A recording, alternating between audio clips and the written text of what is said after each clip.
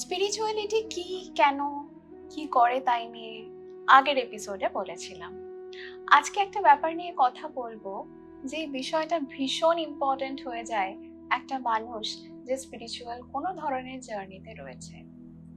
এবার তোমাদের প্রশ্ন এটা আসতেই পারে, যারা আমার আগের ভিডিওটা দেখেছো, যে স্পিরিচুয়াল তো সবাই, তাহলে স্পিরিচুয়াল জার্নিতে প্রত্যেকেই আছে, তাহলে আজকে তুমি স্পেশালি কেন মেনশন করছো স্পিরিচুয়াল জার্নিতে যারা রয়েছে তাদের কথা? আজকে মেনশন করছি এই কারণেই, কারণ আজকে যে কথাটা বলবো সেটা শুধু স্পিরিচুয়াল জার্নিতে নয়, আমি বলবো তাদের কথা যারা স্পিরিচুয়াল অ্যাওয়েকেনিং জার্নিতে রয়েছে, যারা বুঝতে শুরু করেছে যে তারা কোনো একটা স্পেশাল অ্যাওয়েকেনিং এর মধ্যে দিয়ে যাচ্ছে। কথাটা হিব্রুর মতো একটু খটোমটো লাগতে পারে, কিন্তু এই ভিডিওটা শোনার পর সেটা আর লাগবে না। আর সেটা বোঝার জন্য ভিডিওটা পুরোপুরি শুনতে হবে।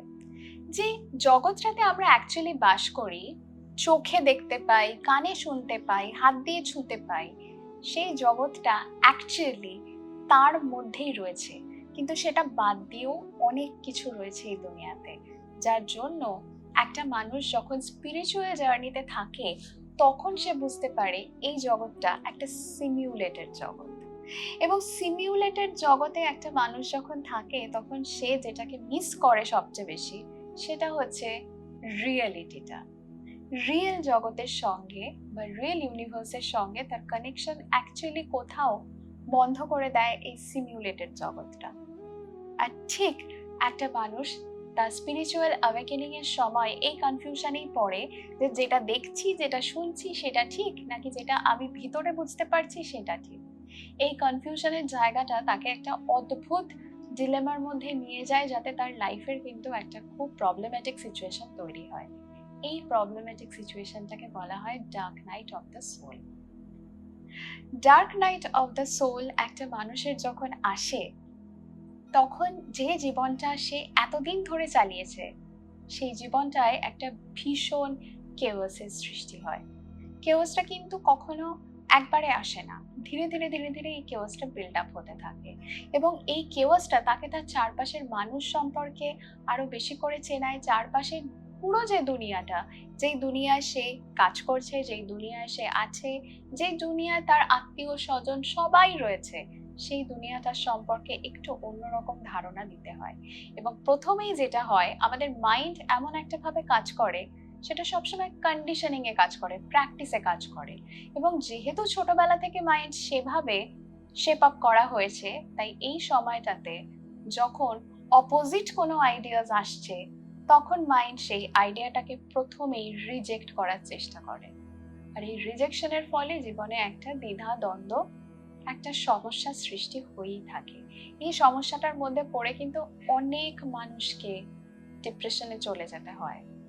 কিন্তু সেই ডিপ্রেশনের ফেজটা অবশ্যই একটা মানুষকে অনেক বেশি ক্লিয়ার আইডিয়া দিতে পারে তার পার্শ্ববর্তী জগৎটা সম্পর্কে, যেটাকে সে এতদিন ভীষণ ভালোবেসেছিল, সেই দুনিয়াটা কতটা পাল্টে যাচ্ছে সেটা সে বুঝতে পারে।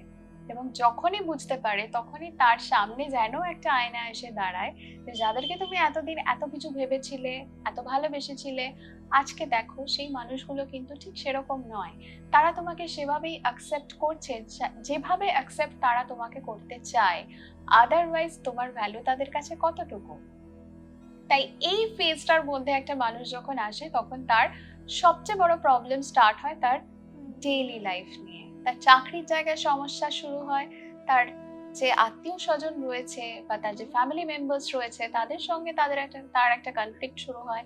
এবং হতে হতে হতে হতে একটা মানুষের মনে হয় যে সে এমন একটা ডার্ক টানেলের মধ্যে ঢুকে গেছে, যেই টানেলটার এন্ডে কিন্তু কোনো লাইট নেই। এবং আস্তে আস্তে সে দেখতে পায় তার আশেপাশের যে স্ট্রাকচারটা, যে স্ট্রাকচারটাকে সে এতদিন ভালোবেসে আঁকড়ে ধরেছিল, সেই স্ট্রাকচারটা ভাঙতে শুরু করেছে। যেই মানুষগুলো তার এত কাছের ছিল, সেই মানুষগুলো তাকে বুঝতে পারছে না, সে সেই মানুষগুলোকে বোঝাতে পারছে না সে কিসের মধ্যে দিয়ে যাচ্ছে। কমিউনিকেশন গ্যাপ তৈরি হচ্ছে। তার কাজের জগতের যে সিস্টেমের সঙ্গে সে এত দিন কমফোর্টেবল ছিল, সেই কমফোর্ট জোনটা কোথাও ব্রেক হয়ে যাচ্ছে। তার ভালো লাগা পাল্টে যাচ্ছে। অনেক ক্ষেত্রে এরকমও হয় যে তার খাওয়ার অভ্যেস পাল্টে যাচ্ছে, তার ঘুমানোর অভ্যেস পাল্টে যাচ্ছে, অনেকের ইনসমনিয়া এসে অ্যাটাক করে, অনেক ধরনের প্রবলেম হয়। এই প্রবলেম যখনই অ্যারাইজ করছে তখনই স্পিরিচুয়ালিটির টার্মে এটাকে বলা হয় dark night of the soul. অর্থাৎ তোমার সোল এতদিন যে সিমিউলেশনটার মধ্যে ছিল, সেই সিমিউলেশনটাকে সে ভেঙে বেরোতে চাইছে, সে তার রিয়ালিটিটাকে চিনতে চাইছে। এবং এই রিয়ালিটিটাকে চেনাটা খুব ডিপ্রেসিং হয়ে যায়। It is actually your soul is taking a rebirth. ঠিক যেরকম একটা ছোট্ট বাচ্চা, সে যখন মাতৃগর্ভে থাকে, সে যেরকম অন্ধকারের মধ্যে থাকে, তুমিও সেরকম অন্ধকারের মধ্যে ছিলে এতদিন, যেটাকে তোমার আলো মনে হচ্ছিল। তারপরে যখন দুনিয়াতে বেরিয়ে আসছো, তখন সেই বেরিয়ে আসাটা খুব একটা সুখকর হয় না, সেটা কিন্তু ভীষণ পেইনফুল হয়, যার জন্য বাচ্চারা জন্মেই কাঁদতে থাকে। এবং তোমার সোলও কিন্তু এই ডিপ ক্রাইটা স্টার্ট করছে, because it wanted to born again in its real form.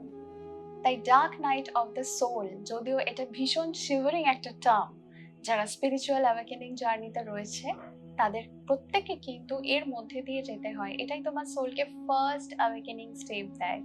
এবং এই ভিডিওটা শোনার পরে তোমরা অনেকেই যারা খুব ডিপ্রেসড একটা সিচুয়েশনের মধ্যে দিয়ে যাচ্ছ, তারা বোঝার চেষ্টা করো যে তারা ডার্ক নাইট অফ দ্য সোলের মধ্যে দিয়ে যাচ্ছ কিনা। যদি যাও, congratulation to you, you are actually taking a rebirth. তুমি নতুন করে জন্মাচ্ছ এবং এই টানেলটা এন্ডের পরে যে সময়টা আসছে, যে জীবনটা আসছে, সেই জীবনটা তোমাকে একটা নতুন আলো এনে দেবে। অনেকেই এটাকে ডিপ্রেশনের সঙ্গে গুলিয়ে ফেলেন, ক্লিনিক্যাল ডিপ্রেশনের সঙ্গে। অ্যাকচুয়ালি ক্লিনিক্যাল ডিপ্রেশনের সঙ্গে ডার্ক নাইট অফ দ্য সোলের একটা সাটল ডিফারেন্স রয়েছে। যে ডিফারেন্সটা হচ্ছে, dark night of the soul কিন্তু তোমাকে বলে যে তুমি জগৎটাকে অন্যভাবে দেখতে পাচ্ছ, যেটা কেউ দেখতে পাচ্ছে না। সেখানে তোমার যে রিয়েল ওয়ার্ল্ড বলে যেটাকে তুমি চিনতে, তার সঙ্গে একটা কনফ্লিক্ট স্টার্ট হয়। আর ডিপ্রেশনের ক্ষেত্রে যেটা হয়, তখন তোমাকে তোমার ইনার সেলফ বলতে শুরু করে যে তুমি বোধহয় আর কিছুই পারবে না, কোনো কিছুই ঠিকঠাক হচ্ছে না। স্পিরিচুয়াল অ্যাওয়েকেনিং বা ডার্ক নাইট অফ দ্য সোলের সঙ্গে ক্লিনিক্যাল ডিপ্রেশনের কিন্তু এই ডিফারেন্সটা রয়েছে। তাই সেটা অবশ্যই বুঝে নেওয়ার চেষ্টা করো। তোমার যদি মনে হয় তুমি ডিপ্রেশনের মধ্যে আছো, তাহলে অবশ্যই ডক্টর কনসাল্ট করবে, সেটা করা খুব জরুরি।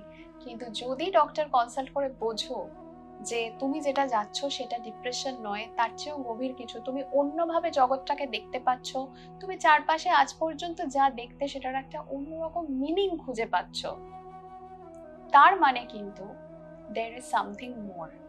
You are not in depression, you are actually taking your new birth. তাই সেটা বুঝে নেওয়ার চেষ্টা করো। তবে তার আগে অবশ্যই আমি সাজেস্ট করব, যদি এরকম কোনো সিচুয়েশন হয়, ডক্টর দেখাতে কিন্তু ভুলো না, because your health is precious. আর যদি এই ভিডিওটা পড়ে মনে হয় যে তুমি ডার্ক নাইট অফ দ্য সোলের মধ্যে দিয়ে যাচ্ছ, you can anyway contact me. আমার কন্ট্যাক্ট নাম্বার দেওয়া রয়েছে ডিসক্রিপশনে। আর ভিডিওটা দেখে কেমন লাগলো, লাইক, কমেন্ট, শেয়ার করতে কিন্তু ভুলো না।